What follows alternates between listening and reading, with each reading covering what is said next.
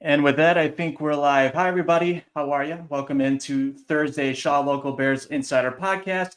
Jake Bartelson pinch hitting for Kyle Neighbors. Of course, I'm joined by our Shaw Local Bears Insider, Sean Hammond. Sean joining us all the way from the great state of Indiana. Sean, how we doing? I'm doing great, Jake. It's great to be chatting with you here. Missing Kyle, but I'm sure he'll be back next time. Yeah, it's been a busy offseason, obviously for you. You've been in the slog of training camp at practice every single day, talking to guys, and of course now you're in Indianapolis for a couple of joint practices between the Bears and the Colts ahead of their preseason game on Saturday. Kickoff is ahead. Sean, I know you have got a lot to talk about in terms of just the practices you've been observing the last couple of weeks, training camp battles. Where is this team at going into the preseason week two? So let's just kind of jump into it. Sean, from my perspective, I'm curious to get your thoughts on the value of joint practices. Why do the Bears get together with the Colts ahead of the season? Obviously NFL is super competitive. Tape is available, all that stuff, but there is value there. From your perspective, what is that for some people in our audience?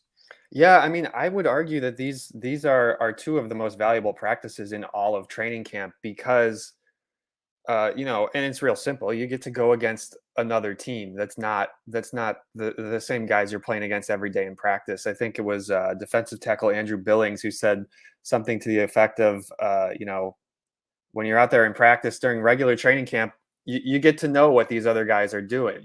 He knows what Cody Whitehair's doing, and Cody Whitehair knows what he's doing, and vice versa. You could say that all along the line, and then you come out and you line up against a Colts team who you haven't watched film on. You're focused. The Bears are focused on installing their own stuff, and you're not game planning for these practices. You just show up and you play.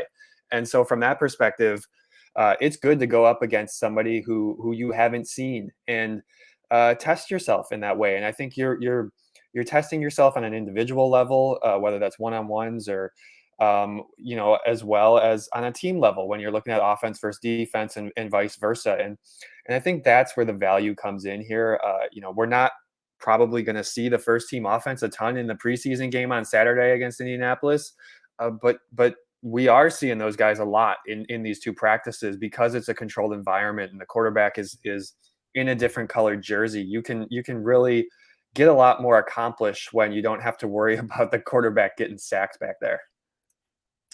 And I think too, preseason in a lot of ways is about install and keeping healthy, but also it's filling out the rest of your roster. Who's going to be at the bottom of this 53?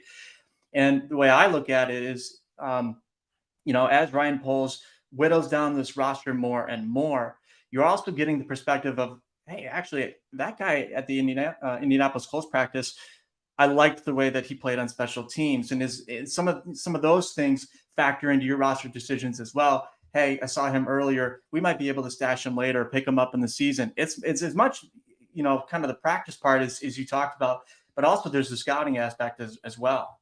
Yeah, there's really two things going on throughout training camp. You're trying to install stuff for your first teamers, for your offense, your defense, your special team. And at the same time, you're trying to figure out who those guys at the end of the roster are going to be that can fill out the special team spots, that can pinch hit if somebody gets hurt here and there. And that's a big part of what's going on here. And that's really, really valuable when you're going up against somebody else in that regard too, because same thing like with special teams, like you kind of get to know the guys that you're going up against, and when you throw yourselves out against the Colts team, everything kind of changes. And we saw a little feistiness last night from Tyreek Stevenson, who's certainly not a guy who's like, at the end of the roster he's going to make the team, but on special teams we saw some feistiness from him, and he was getting into it with some Colts guys after they didn't like a particularly hard hit he made. And you see some of that stuff when you're going up against somebody else. You're not going to have those. We see stories all the time about fights breaking out, within a team at training camp. But when you throw two teams out there, it can get heated, and you got to be careful a little bit with that. But at the same time, I think there's some good aspects. There's some good things about that you can learn from your own team. So, Sean, set the scene for us a little bit too. So, fans can go out to Lake Forest and participate in the Bears training camp, but this is something a little bit different in Indianapolis. I think I saw a tweet or an observation from you where there was a public address announcer talking through the fans what they were seeing down in the field. What's that like, just from a fan perspective? Yeah, so they got a nice setup here. I'm here in my hotel, and I should say that this hotel was not made for podcasting, so my lighting is a little weird here if you're watching with us, but I think we'll we're give you gonna a pass. we're gonna power through. Yeah, they got a nice setup here. We're a little ways outside of Indianapolis, out in the suburbs, but they got two big fields right next, or I mean, they're not big fields; they're average football size fields, but right next to each other, they got a big bleacher set up for the fans. I'd say it's much bigger than any fans who have been out to Hallis Hall.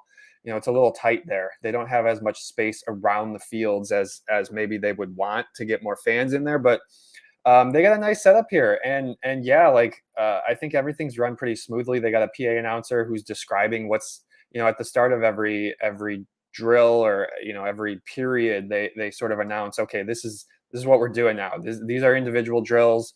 The wide receivers are on this side, the O linemen are on that side, whatever. Okay, this is a team drill. We're gonna, this is a set team drill where they're not moving the ball. They're working on certain scenarios, and then at the end of practice, they go through a 2-minute drill, and he says, 2-minute drill. There's a minute on the clock. They need a touchdown, and it's like little things like that where, uh, you know, it's nice to give the fans and the people watching an idea of what's going on, because sometimes the Bears don't have that at Hallis Hall, and sometimes you're kind of trying to figure out, okay, wait, what are they doing here? What's the goal Who's here? where? Yeah, like Yeah, what is exactly, the purpose of exactly. this? And I, So I like that too, where I understand there's a competitive edge, right? But right. football is also not the Manhattan Project. So I feel like it's okay. We can tell people that these people are on this side of the field, and this is kind of the goal of what they're doing, because I think it just makes for a more informed fan, more and just more informed person, and just a better experience for what you want people coming for.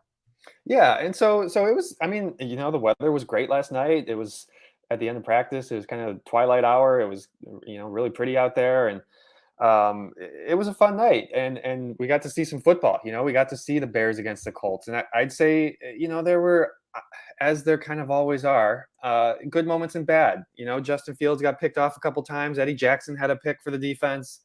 You see it's sort of that ebb and flow, and we'll see. I wouldn't say that either side really had the upper hand last night. I think it was kind of even. I think the Bears defense looked pretty good.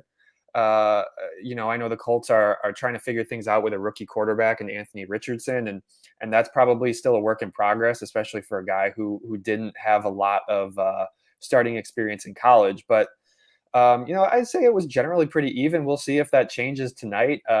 Practice number 2 tonight on Thursday, and then there's an off day on Friday, and the preseason game Saturday.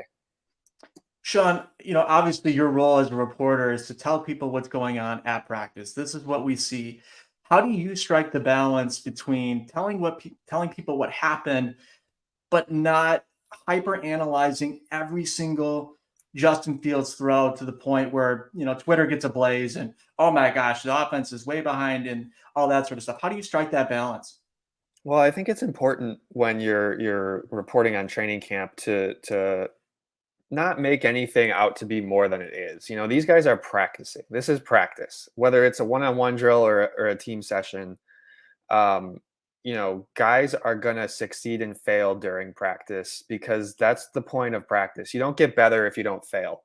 And, you'll hear that in all walks of, in every sport, and in all walks of life. Um, and I think JJ Watt put out a tweet this morning that I thought was really relevant. He was saying something about, basically to that effect, with one-on-one drills. Don't read into that. Guys are trying different things. That's where you push the envelope with your moves, and you try out new moves, or you're not necessarily going to your go-to things. And uh, you know everybody likes to see the big Darnell Mooney catch, or the DJ Moore one. DJ Moore made a great one-handed catch in one-on-ones yesterday. um, but at the same time, like, you got to have a measured approach to that. These are controlled situations.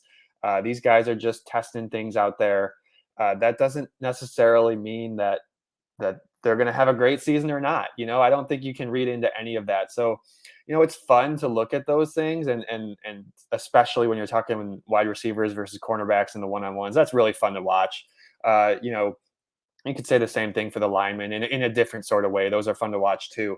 But you can't read into all that, because that's a one-on-one is far different from an 11 on 11 in a live situation.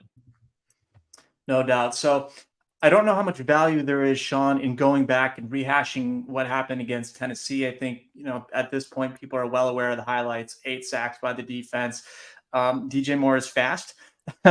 um, all those sorts of things. But what are some of the bullet points as you're looking into practice tonight and going into week 2 here on Saturday?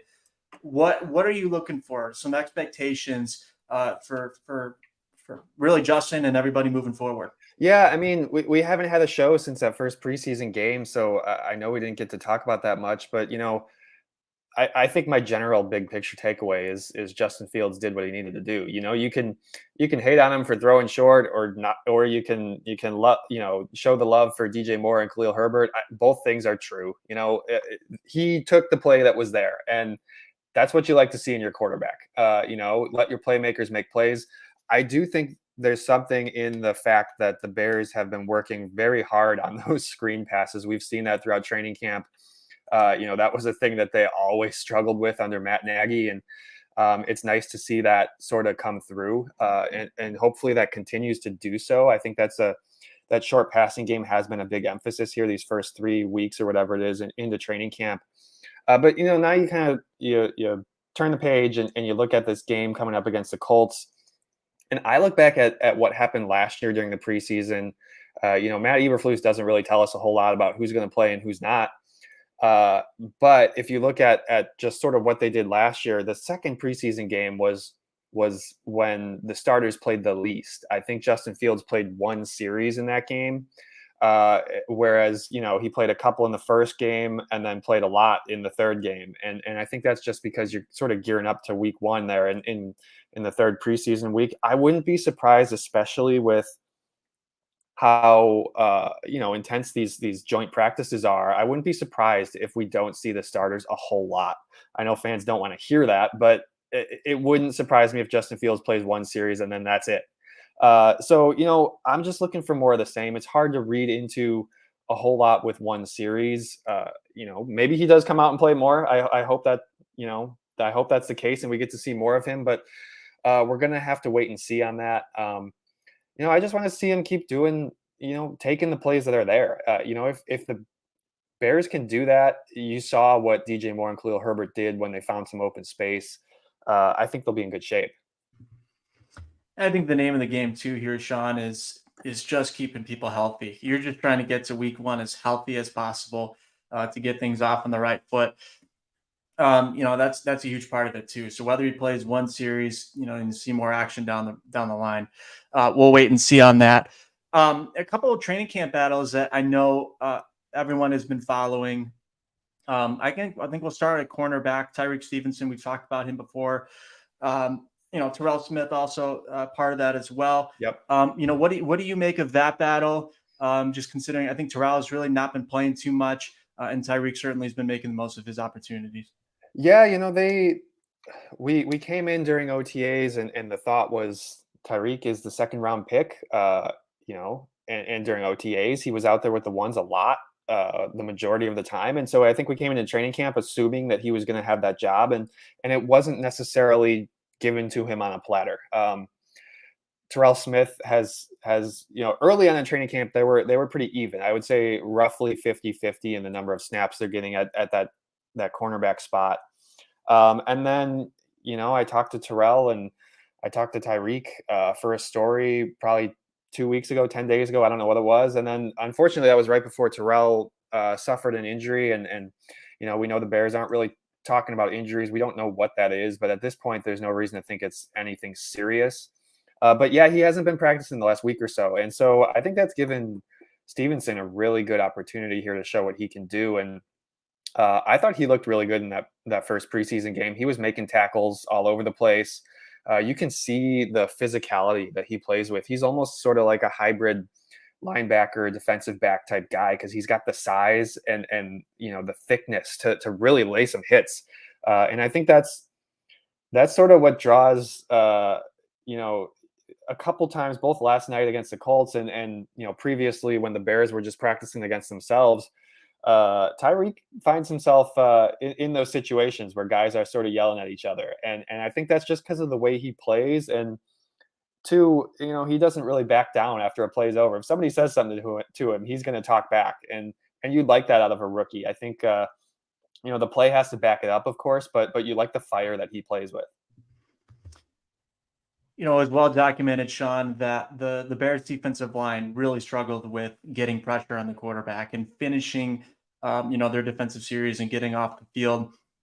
Ryan Poles invested quite a bit in that, in free agency and the draft. Javon Dexter, Zach Pickens, the line goes on.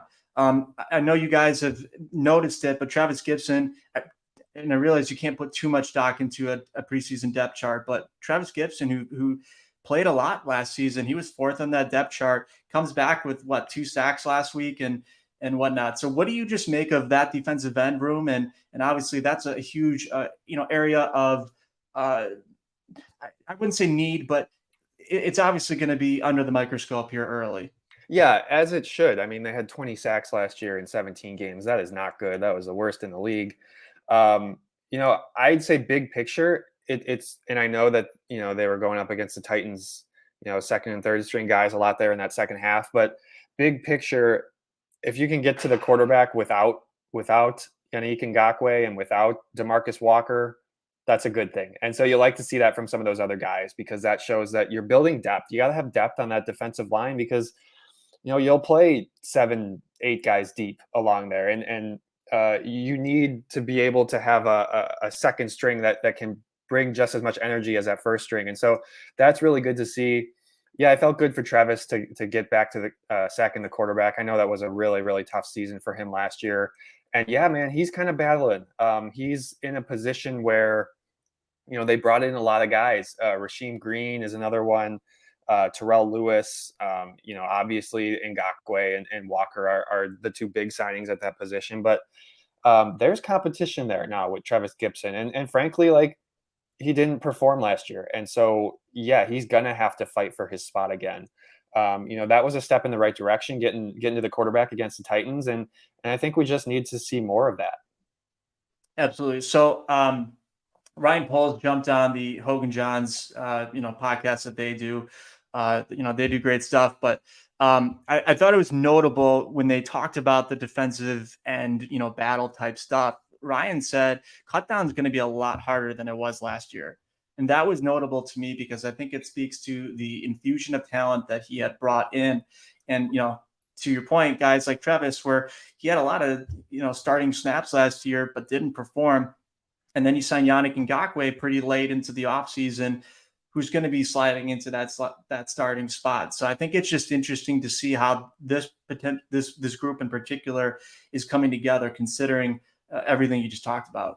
Yeah, I mean, I would say all across the board at every position, it's a little bit harder to cut guys this year, and it's going to be. And I think they're unfortunately, Ryan Poles is going to have to cut some guys that he likes and hope that they get through waivers and he can sign them to the practice squad. Defensive end is one of those spots where, like, Rasheem Green has really stood out, I thought, in camp. Maybe not so much in the preseason game, but just watching him every day, he's a guy you notice, number 94 out there. Terrell Lewis, another guy, a veteran they signed. He's another guy who's had his moments during camp. And so it's a crowded position. They brought in a lot of new faces and they're going to have to make some tough choices. And, unfortunately, Travis Gibson, as we mentioned, he struggled last year, but he's also a guy who Ryan Poles didn't bring him here. He was an inherited player, and maybe that doesn't matter, but maybe that also works against him, in that he was brought here to play in the previous scheme, and so that might work against him in this situation. I want to say too, guys, for the listeners out there, if you want to, if you're watching on Twitter, click through to the YouTube, you can send some questions in. We'll get to some questions here shortly, and if you're listening in podcast form, on Spotify or Apple, wherever you get your podcasts, you can join us live. We're tweeting stuff out ahead of time. So if you want to join us live and get some questions in, follow the Bears_insider Twitter handle, and you can join us that way. We'll let you know ahead of time when we're going live. I know it's been tough with the schedule. The training camp's wild, but we're hoping to get on a regular sort of Monday, Friday schedule once the season gets going here. Sean, what do you make of Velus Jones Jr.? This is a guy in his second year in the league. He struggled with special teams opportunities. There's so much talent there. You can see it. But special teams has been an issue. And this is a guy that there's been quite the infusion at wide receiver as well. Tyler Scott that got drafted in. There was a special teams miscue last week. Where is Velus Jones Jr. at this stage? And what do you just make of his training camp? I'm glad you brought this up, Jake, because I think the average fan was not surprised by what they saw in that Tennessee game when he muffed that punt. And, for those of us who have gotten to watch training camp every single day, I was surprised because it hasn't been an issue in practice. It was not an issue. I thought he was doing a really good job catching the ball. Richard Hightower, the special teams coordinator, said he was doing a much better job getting to his spot and catching the ball. And then, 2 punts, both hit the ground. He fields the first one. I'm talking about in that Titans game. He fields the first one off a bounce, and I think he got maybe 7 or 8 yards or something. And the second one, again, hits the ground. He tries to field it off a bounce, and that's just a risky play, man. They probably want him to just let that go. We all saw what happened. He got hit immediately and lost the football. And then, of course, the narrative is, Velus Jones can't field a punt. And I feel like that's a little harsh because of he's been doing a really good job of that in practice. Now, practice and games are different things. There's 60,000 eyeballs on you at Soldier Field, and there's not in practice. And so, yeah, he has to prove that he can do that in those moments that matter. I think he's going to get a chance here in the regular season. I think the leash is going to be short, unfortunately for him. As soon as a mistake happens, that might be it. And I say that because they have a guy like Dante Pettis who just got back. Dante was injured for much of training camp and on the NFI list, and he just got back this week. And he, for the first time last night in that practice with the Colts, he was fielding punts. And fumbling has never been an issue for him. And that's job number one when you're a punt returner is don't lose the football. So we'll see how that develops. I think Velus is going to get a shot at that punt return job in the regular season. I just don't know if it's going to last. Yeah. So a couple notes on that. I agree with you. I think the way I read it is I think they're going to give him every shot to succeed until they can't. Ryan Poles was asked about that when they were just talking with Adam and actually both Adams. He said, we're going to invest more time into getting him, in position to participate in those. He thinks there's a role, and I believe it's there. So I think they're gonna give him every opportunity they can, because at some point, like, it's really difficult to quit on that speed and the athleticism if he can just take care of the football. There's kind of just that part of you that feels like, man, if we can just get the catching under control, we got something there. So we'll see. You see the speed. I mean, it's obvious why any NFL team would want him in that role because you can't make up speed, you can't fake speed, but you just got to get the football in his hands and keep it there. Sean, we do have a comment here from Mark Kazak. Sorry if I mispronounced that, Mark. But he asked, what are your thoughts about DeAnthony Jones, the defensive end? Do you think he makes the roster, or is it safe for the practice squad? Yeah, big picture, I would say that is, that's a position that's crowded. Like we were saying, that defensive line, there's a lot of names out there. You add rookies in there. The Javon Dexters, the Zach Pickens. You got those veterans I was talking about, Rasheem Green, Terrell Lewis at defensive end. I think it's kind of an uphill battle for DeAnthony Jones. I would think if you cut him and I would think you'd be able to get him back in the practice squad.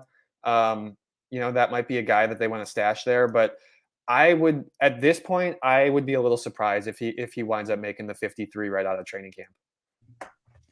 Is there any other position group, could be offense, defense, that you just really feel like, going into the season, whether it's depth or there's going to be just kind of like that home run hitting play? Is there a position group that you just feel like they're fine?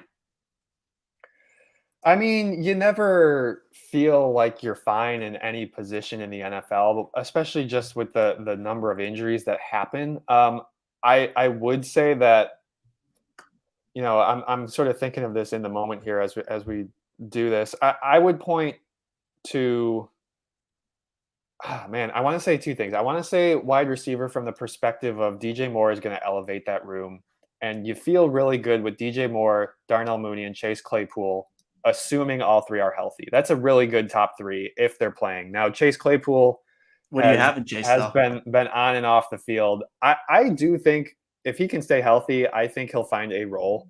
We He saw. has to. Well, yes, he has to. I don't know that he's going to be like 1,000-yard receiver, but I think he's such a big body. We saw him at times when he was healthy during camp. Just nothing complicated, just getting to the sticks and using that body to create space. And I think that could be a really valuable thing. And if you look at those three, you look at DJ and Chase and Darnell, very different skill sets and body types. And I think that's good to have a variety of guys that you can use in different situations. But Chase has been on and off the field with injuries, and we'll In a see how that contract year. goes in a contract Yeah. year. We'll see how that goes. Yeah, I think, when they made the trade, the talent and the production that he came, with Pittsburgh was good, but he's got to get on the field and he's got to figure out a way to carve a role on this offense. I think that role is there. I think the motivation from being in a contract year is going to be huge for him, and I think we'll see how that all plays out. But obviously, that's a big one. We do have another question here, Anwar. Up to this point in training camp, what are you most impressed with, and what worries you the most? Yeah, that's a good question, Anwar. You know, Most impressed with, I would say, is the secondary, and we haven't seen a lot of Tremaine Edmonds at linebacker, but I really feel like that the guys in the secondary, those linebackers are going to be really good. It's going to come down to whether that defensive front can get the pressure that you're looking for. I think that's the biggest question mark with the defense. But you throw Tyreek Stevenson, who we were talking about earlier, you throw him in at cornerback with a group that includes Jalen Johnson, Eddie Jackson, Jaquan Brisker. I think you're feeling really good about where those guys are if everyone's healthy. That would be sort of a spot that I'm impressed with. Um, and the worries, it's got to come back to this passing offense. I mean, it was one of the worst passing offenses in years last year. You throw DJ Moore in there, I think he's done really good things for Justin Fields and for the offense. He's sort of a safety net, if you will. He's so good in the intermediate areas of the field. I mean, he can just stop on a dime and get open. And he's not, you can lull a defense to sleep doing that and then send him deep and things like that. And so, but while DJ Moore's a great addition and I'm excited about that, you got to see it as an offense as a whole. And I think there's been some struggles through training camp so far. There's always going to be good moments and bad. But there's been some tough days, I think, for the offense. Not necessarily yesterday. Yesterday was a fine day. But I'm really curious to see how this sort of develops. This offense continues to grow these next couple of weeks here in training camp with these final two preseason games. Because obviously it looked really good in the preseason game. He threw those two screen passes and picked up big yards, and that's what you want. But I want to see more, and I want to see Justin be able to throw the football downfield a little bit more. You guys can continue to send in your questions as we go. Sean and I will probably talk for about another 10 minutes or so, depending on questions and all that stuff. You can follow us at Sean_Hammond, at Jake Bartelson is me. And thanks so much for joining us here on Thursday. Mike, a quick question that I was going to pose to you, Sean, is It's kind of interesting how we've made it half an hour and we haven't mentioned the first round pick, Darnell Wright. Yeah. What can Bears fans expect from him? The college resume super strong. Physically, he looks great, and obviously the story of him coming into training camp and he's passing the wide receiver Yeah. speed tests here. So what can we expect from him here as training camp is finishing out? Well, I just want to remind everyone that this guy's a rookie. I don't care if you're the number 10 overall pick, especially, those tackle spots. Sometimes you're out on an island and you're going to get a matchup that is not favorable, and there will probably be mistakes. But I would say overall during camp, he's done a really good job. I mean, there's only been a couple of times where you saw an obvious spot where he got beat, and that's going to happen. That happens with every offensive lineman. I think it will be good the more that they can get Nate Davis in there at right guard. He's been injured quite a bit here, for most of training camp, and Jatari Carter's been filling in at that right guard spot. But really, that's going to be Nate Davis there. Once he's healthy, and I think it'll be good to have a veteran like that next to him. And so, Darnell is a guy that you're really excited about. He's got the size, and the athleticism is crazy for his size. And you just kind of want to watch him put it all together on the field. And I think that's why these preseason games are so valuable for these rookies, is because this is the first time you get to see these guys do this in an NFL situation. It's different from practice. And, I'm excited to keep watching him these next couple of weeks. Sure. You mentioned Nate Davis. With that injury, he was back in pads last night. He was. If I saw that, which has been an occurrence that hasn't been very frequent this training camp. What's your concern level with that at all? I mean, injuries are one thing, but a free agent addition, pretty big contracts, is going to be counted on to be a pretty big cog of this offensive line. The way I look at it is, let's wait till September and let's see where we are in September. What do you make of it? My concern level is low. I think the fact that he is back in practice is a promising thing. I mean, they're so cautious with these injuries in training camp with everybody. If anybody, even a minor tweak of something, they're going to have him sit out for a couple days. With Nate Davis, he did return to practice last night. He did individual stuff and warmed up, and I saw him play one series of team stuff, and then he took the rest of the evening off from the team stuff. They'll work him back in there. I think it's trending in the right direction. I know he had sort of a weird interview thing last week or whatever. I don't know what day that was. Maybe that was Monday. I don't know.